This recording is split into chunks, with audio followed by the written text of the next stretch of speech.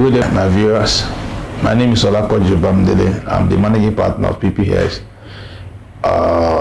an audit and tax consulting firm located in the heart of Ikeja, city of Lagos, Nigeria. Today, I would like to present to you tax implications of changes in Nigerian tax law, Tax Finance Bill 2020, specifically for non-resident companies in Nigeria. Please follow me. In accordance with the Finance Bill 2020, the following are the major changes taxpayers must pay attention to. 1. Non-resident companies where applicable pay withholding taxes on their income as final tax. There are situations where the final tax for specific non-resident companies hence at payment of withholding taxes. Then, summation of global and local financial statements. A non-resident company must file full global audited reports and a copy of certified financial statement of Nigeria operations with evidence of tax payment with FRS in the year of assessment.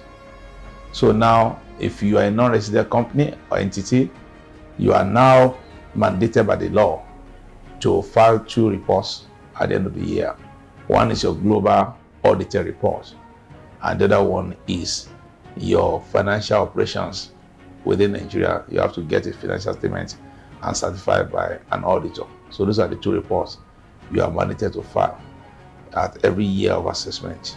Then a non-resident company where the final tax applicable is withholding tax, such a company is exempted from this requirement to file annual returns. In other words, in a specific circumstance where the final tax for a non-resident company hence at the payment of withholding taxes, such an entity or a company is not mandated to file returns, global, financial audited report and locally satisfied financial statements for the local operations. So that's the only exception to that requirement of filing of annual returns for non-resident companies. Number 3, a non-resident person that makes a taxable supply of goods or services to Nigeria shall register for tax with a service and obtain tax identification number. 10. A non-resident person shall include a tax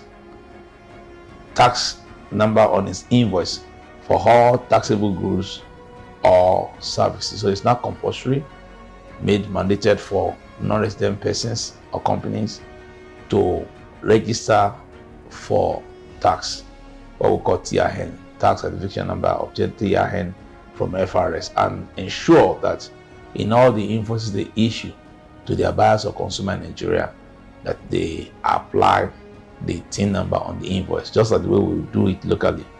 And non-resident shall include such on their invoices. So that's number 3, change. Number 4, change for non-resident companies.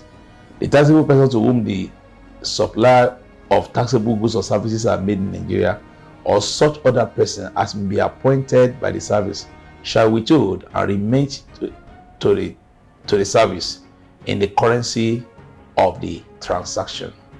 In other words, if you are a Nigeria-based company or buyer and you transfer with a non-resident company that is non-resident here, you might have to deduct withholding tax at the source and remit on behalf of the non-resident company.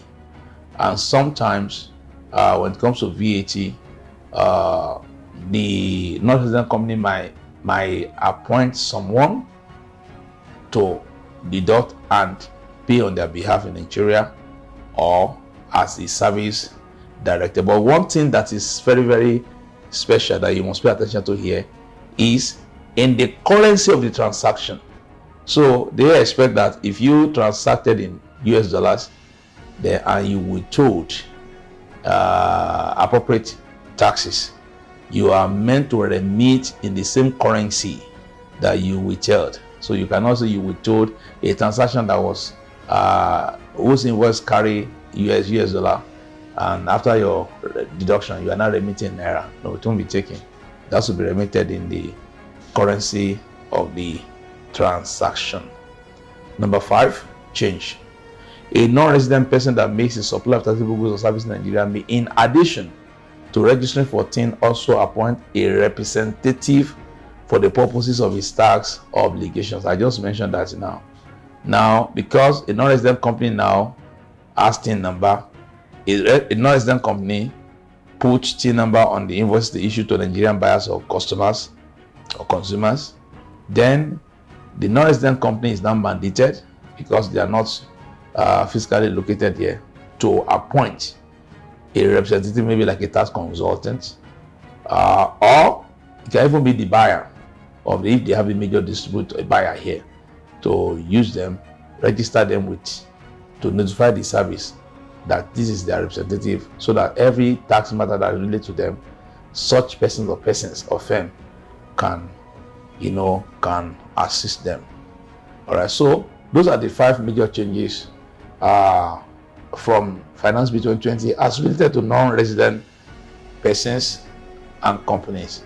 So the effective date for the implementation is January 1st, 2021.